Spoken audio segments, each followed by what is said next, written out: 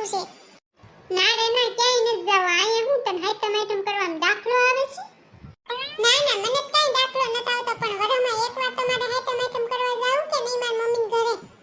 અમે તો અવડા થઈ ગયા, પણ કોઈ દી એમ ગયા જ નથી મારી મમ્મીને ઘરે. જો અહીંયા હાઈટમ આઈટમ કરીને અહીંયા જ બધાય તહેવાર કરી. કોઈ દી આરામ છે રાત રોકાવા હું ગઈ વેટ આટો મારીને વઈ આવું. મારે હાઈટમ આઈટમ કરવા જાવું છે. ઓ બીજી તમે કઈ લપ કરો માં જઈ મારે મારી મમ્મીને જવાનું હોય તો તમારો તો ઉપાડો હોય ને હોય. બોલો મમ્મીને કે મને હાઈટમ આઈટમ કરવા જાવા દે. માર મોઢું હું જોવો છો કયું ના તોરણ મુરાંજન કયો ની કઈ તમે?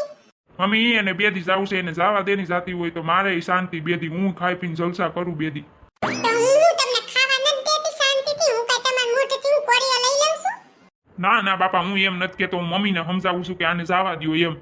આઈટમ આઈટમ આવે છે, હવે રાંધવાનું હોય. રાંધણ સેટે રાંધવું નહીં પડે? લાડવાન, ગાંઠિયા ને જીરા પૂરી, શક્કરપારા ને બધું કોણ બનાવશે આના વગર?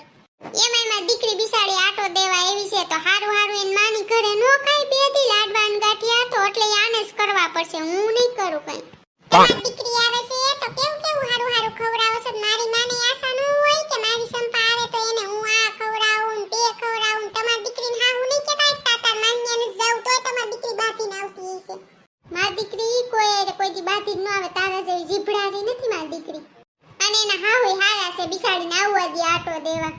બધાયને તમાર જેવા થોડા હાહુ હોય કે ના પાડે વહુને કે હાઈટમ હાઈટમ કરવા ન જાવ અહીંયા રાંધવા રોકા મારી દીકરી આવે છે ને આમ ને તેમ ને એવું કહેવા વાળા તમે એક જ હોય. બાકી બધાયને હાહુ હોય તે બધાયને જવા જ દે.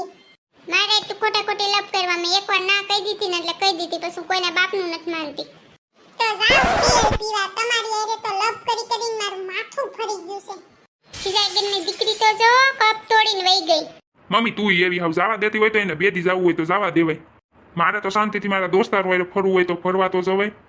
તોય તું જાજેની કઈ કે તો ખરા. હું બેઠી છું અહીંયા હવે.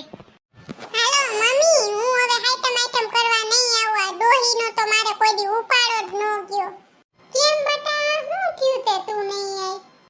કાઈ નહીં મમ્મી, આ ડોહીએ જોની મેં ના પાડી દીધી કે હું તને હાઈટમ આઈટમ કરવા નહીં જવા દઉં તાર મમ્મીને ઘરે. એની છોકરી આવે છે એટલે મારે ક્યાંય જવાનું જ નહીં. તો બટા જમાએ કાઈ ન કીધું કે સંપાન જવા દ્યો એમ? મમ્મી તમાર જમાઈ છે નાડી નેફા વગરનો અને માનું પૂછડું છે એટલે તો માને તો કઈ કહે જ નહીં કોઈ દી. મમ્મી હવે ફોન મૂકું. હવે તમારે કોઈ હારે વાત કરવાનું મન નથી થાતું. તમે હવે અહીંયા ગુડાણા આવશો. જાવ ની તમાર માં પાસે બેઠા બેઠા માં દીકરો બે પંચાયત કરો આખા ગામની. સંપા મેં તો મમ્મીને એટલે જ કીધું હતું કે સંપાને જવા દ્યો, તમે જવા દ્યો, પણ ઈ કઈ માયના જ નહીં કોઈનું. ક્યાંથી માને? ડોહીને બધું કામ કરવું પડે એટલે દાખલા આવે છે. બહુ આરામ કરી લીધો. હવે બીજી વહુ આવે છે તઈ એને ખબર પડશે બધી. ઓમાય ઘરમાં કોઈ દી મોટી વહુને વેલ્યુ જ ન હોય. બીજી વહુ આવે ને તઈ જ વેલ્યુ થાય. કાંઈ વાંધો નહીં, આપણે ક્યાંક ફરવા જઈ આવશું. ના રે ના, મારે નાડી નેફા વગર ના હોય એટલે કાંઈ ફરવા નથી જાવું. તમાર માને લઈ જાજો તમાર ભેગા જ્યાં આવું હોય ને. મારે તો કાંઈ આવું જ નથી. માં દીકરો જાજો તમે ખાઈ ખાઈને ઓમે પાડા જેવા કેસ બધાય. બધાય જાવ તેલ પીવા. મારે કોઈને ક્યાંય લઈ જ ન જા. હું એકલો ફરી આવી બધી.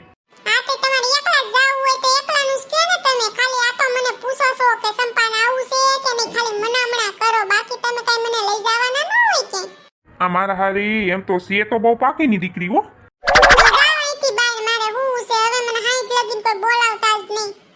કોઈ દી ક્યાંય જવા ન દેવી હોય ને હું ચાર દિવારમાં કેદ કરીને જ મને રાખી છે. ક્યાંય કોઈ દી ક્યાંય જવા ન દે. આમ કહું તો ન્યા ન જવા દે, મારી મમ્મીને ઘરે ન જવા દે, નો કે ફરવા જવા દે.